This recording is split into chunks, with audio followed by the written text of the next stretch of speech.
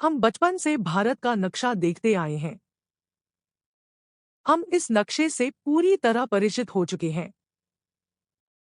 हम बता सकते हैं कि देश के किस इलाके में कौन सा राज्य है, किस दिशा में क्या पड़ता है। हिमालय और नेपाल भारत के उत्तर में है। लेकिन इसी नक्शे में हम दशकों से एक चीज देखते आए हैं। वह है देश के दक्षिणी इलाके से लगे समंदर के बीच बसा सुंदर देश श्रीलंका। भारत के नक्शे के साथ श्रीलंका को देखने की आदत पड़ गई है। लेकिन हम यह नहीं सोचते कि आखिर भारत के नक्शे के साथ हमेशा एक संप्रभु देश श्रीलंका को भी क्यों दर्शाया जाता है। इस सवाल का जवाब जानने के लिए हमने खूब इंटरनेट खंगाला। आधिकारिक तौर पर भारत के नक्शे के साथ श्रीलंका को दिखाने के बारे में कोई जानकारी अभी तक उपलब्ध नहीं है। भारतीय मैप के साथ श्रीलंका को दिखाने के पीछे का कारण समुद्री कानून यानी मैरीटाइम लॉ है। अगर भारत के नक्शे के साथ श्रीलंका को नहीं दिखाया जाता तो यह कानून का उल्लंघन होता। इसी कारण भारत के हर आधिकारिक नक्शे में श्रीलंका को दर्शाया जाता है। दरअसल संयुक्त राष्ट्र में मैरीटाइम कानून को मंजूरी दी गई है। इसके मुताबिक अगर किसी देश की सीमा समंदर से लगती है तो 200 नॉटिकल माइल्स यानी करीब 370 किलोमीटर का समुद्री इलाका उस संबंधित देश की सीमा में आता है। इस इलाके में संबंधित देश की नौसेना तैनात रहती है। इस तरह भारत के इस समुद्री सीमा के अंदर श्रीलंका भी आ जाता है।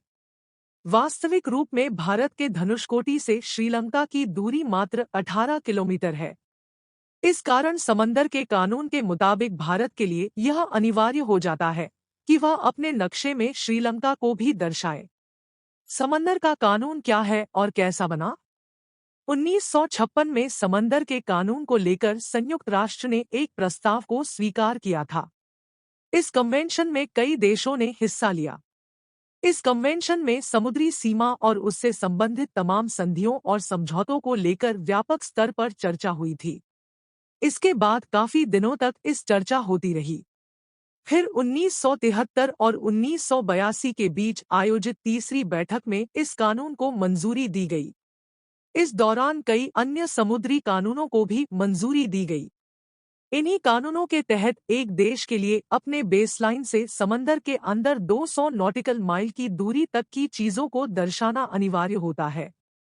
ऐसे में श्रीलंका भी भारत के समुद्री दायरे में आता है और इस कारण नक्शे में उसे दर्शाया जाता है। कई लोग इसे बंगाल की खाड़ी में भारत के अंडमान निकोबार द्वीप समूह से जोड़कर देखते हैं।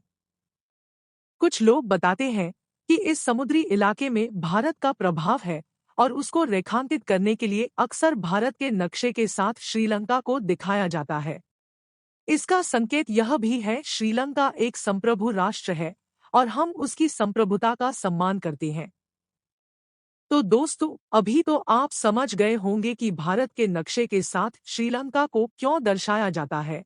अभी भी आपका कोई सुझाव या सवाल हो तो नीचे कमेंट करके पूछ सकते हैं।